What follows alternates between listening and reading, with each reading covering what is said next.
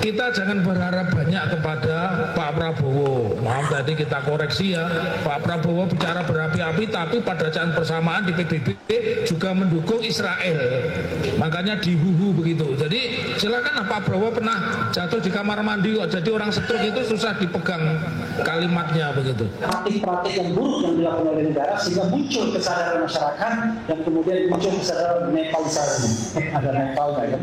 Dengan kejahatan-kejahatan tersebut kalau benar melibatkan Jokowi harus dihukum mati. Assalamualaikum warahmatullahi wabarakatuh. Om Swastiastu, Namo Buddhaya, salam kebajikan sahabat-sahabat dimanapun juga berada. Kita sudah melihat cuplikan video di awal yang saya tayangkan itu. Betapa kurang ajarnya mereka. Apa yang selama ini kita narasikan bahwa target mereka sesungguhnya bukan Pak Jokowi, itu sudah mulai kelihatan. Bayangkan saja kalau di dalam pernyataan itu ada Refli Harun yang mengancam mau nepalkan Indonesia kalau Jokowi tidak dihukum mati. Luar biasa. Lalu ada juga pernyataan yang benar-benar di sini mendegradasi Pak Prabowo secara langsung. Jadi katanya Pak Prabowo itu tidak perlu didengar karena dia orangnya pelin-pelang. Lalu dia mengangkat isu terkait soal Palestina dan Israel. Luar biasa sahabat. Jadi selesai isu ijazah, kini dia masuk di isu korupsi. Mereka berupaya menunggangi kasus-kasus korupsi yang memang ada 2 orang hari ini yang lagi santer, yaitu di Kementerian Pendidikan Nadiem Makarim dengan Kementerian Agama, di mana di sana dia akan menggiring narasi bahwa di balik korupsi ini semua adalah Jokowi. Karena itu dia menekan Pak Prabowo agar Pak Jokowi dipidanakan dan kalau perlu dihukum mati katanya. Sangat kurang ajar. Ini coba kita lihat video lengkapnya.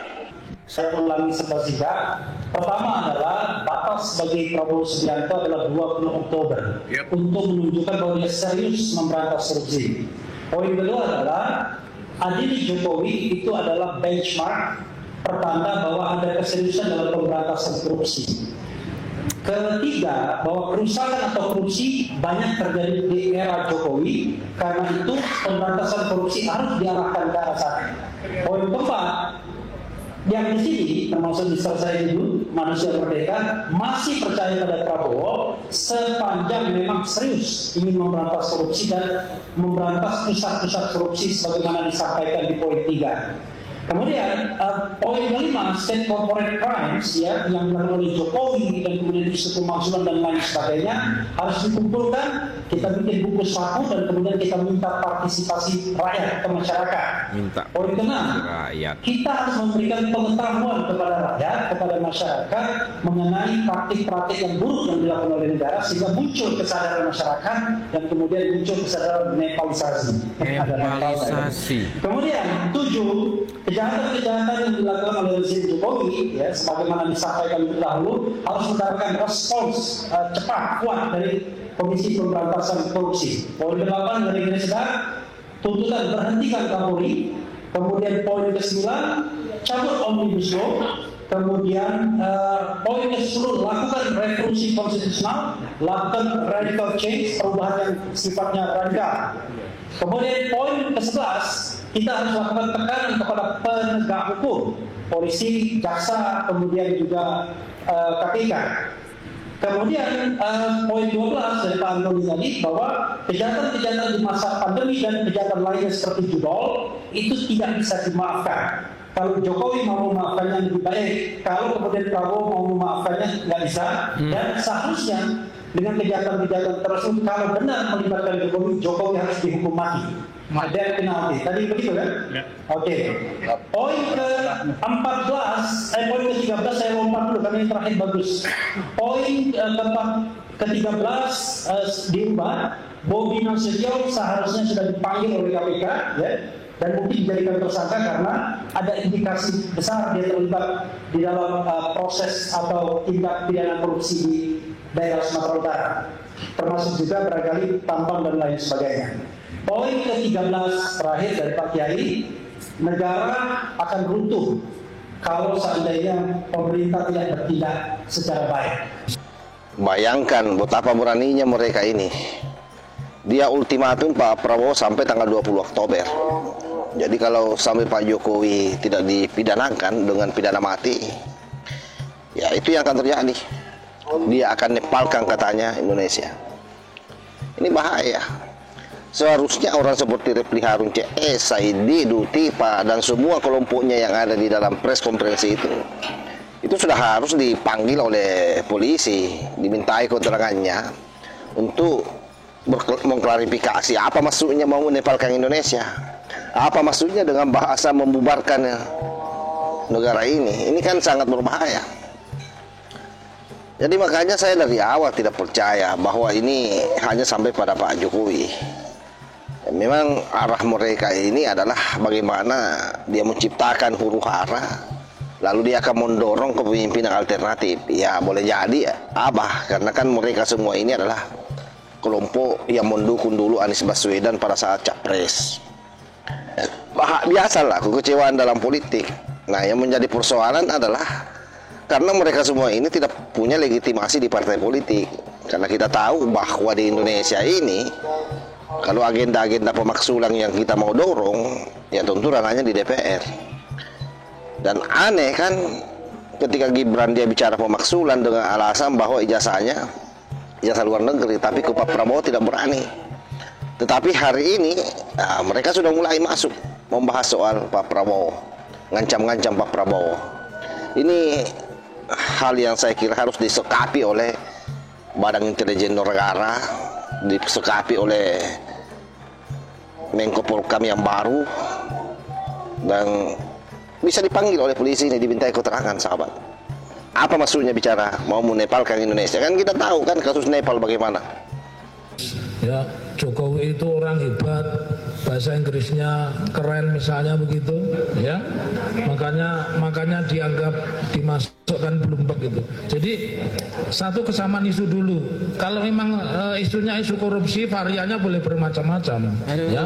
Tapi isunya harus sama dulu. Korupsi yang mana dulu, ya? Korupsi yang mana dulu? Kalau semua diangkat, kita habis waktunya untuk bicara tentang korupsi. Karena semua lini di negara kita ini koruptor gitu, ya. Kemudian kita memilih pilihan aksi, aksinya apa begitu, ya. Tidak semua aksi itu harus dalam bentuk demo. Saya tidak melarang demo, tapi kalau demo 100, polisinya 1000 begitu kan sangat mencemooh, ya. Kemudian sasaran aksinya apa, ya. Terus tadi yang disampaikan Bang Refli tentang batas waktu. Pengalaman kami menangani persoalan-persoalan hukum, lebih bagus sekarang menumpangi saja. Ketika haji, tumpangi kejahatan Jokowi soal haji, dilengkapi dengan data, ya. Kemudian kalau soal Mendikbud tentang Chromebook, tumpangi data-data seperti itu. Ketika Anda membuat laporan baru, tanya Bang Refli, tanya Bang Didin Maulani, itu nanti dipingpong. Oh, ini lo kejelitiknya bukan di sini, ini waktunya di sana sudah lewat dan sebagainya. Jadi apa yang sudah ada ini satu kita angkat sebagai isu bersama-sama. Jadi youtuber-youtuber yang punya subscriber banyak bersamaan dalam waktu yang bersamaan nanti akan merubah pola pikir, akan merubah udara itu bahwa inilah ternyata yang harus kita perjuangkan. Kemudian sasaran aksinya di mana? Ya, kalau memang sasaran aksinya ke KPK ya KPK, polisi ke polisi, tetapi jangan latah, ya. Dan terakhir kita jangan berharap banyak kepada Pak Prabowo. Maaf tadi kita koreksi ya, Pak Prabowo bicara berapi-api tapi pada saat bersamaan di PBB juga mendukung Israel. Makanya dihuhu begitu. Jadi silakan Pak Prabowo pernah jatuh di kamar mandi kok jadi orang stroke itu susah dipegang kalimatnya begitu. Ya, barangkali itu saja. Terima kasih, mohon maaf. Salam akal waras. Assalamualaikum warahmatullahi wabarakatuh. Nah, video ini juga mengkonfirmasi bahwa narasi-narasi selama ini dengan kasus-kasus korupsi yang ada yang selalu dikait-kaitkan dengan Pak Jokowi itu sumbernya dari sini. Yang kedua, ini juga mengkonfirmasi bahwa kelompok ini ditunggangi oleh Islam garis keras karena mencoba membentur-benturkan Pak Prabowo dengan Israel. Padahal kita tahu bahwa politik luar negeri Pak Prabowo adalah non-blok. Jadi adapun keberpihakannya terhadap Palestina itu soal kemanusiaan, bukan soal agama dan seterusnya. Nah, oleh para kuculuk ini kan mencoba menggiring Pak Prabowo untuk berpihak secara ideologis ke Palestina. Sementara Pak Prabowo tahu bahwa ini bukan perang agama. Karena kalau perang agama otomatis Timur Tengah secara keseluruhan yang juga mayoritas agama Islam pasti akan terlibat. Faktanya Arab Saudi hanya menonton dan beberapa negara Timur Tengah yang lain. Nah, disadari atau tidak, itu geopolitik, bicara soal politik internasional. Tidak usah kita terlalu masuk di situ. Yang paling penting adalah bagaimana narasi ini dia kuatkan bahwa ke depan ini kita akan disibukkan dengan narasi-narasi yang mengarah pada penjerumusan Pak Jokowi dalam ranah kasus korupsi yang dilakukan oleh para menteri-menteri. Jadi kalaupun ada selentingan selama ini bicara soal Pak Jokowi korupsi karena menterinya korupsi, ya sumbernya kita sudah tahu. Dan kalau ada huru-hara ke depan yang memang betul-betul sangat tragis di Indonesia ini, ya saya kira muaranya juga dari video ini, karena kita sudah mendengar ancamannya sendiri bahwa akan dinepalkan ini Indonesia. Ini kan bahasa provokasi. Karena itu hemat saya, kepolisian Republik Indonesia harus menangkap orang-orang ini semua. Karena ini tindakan makar terhadap negara. Saya kira demikian. Wallahul muwaffiq ila aqwamit thoriq. Wassalamualaikum warahmatullahi wabarakatuh.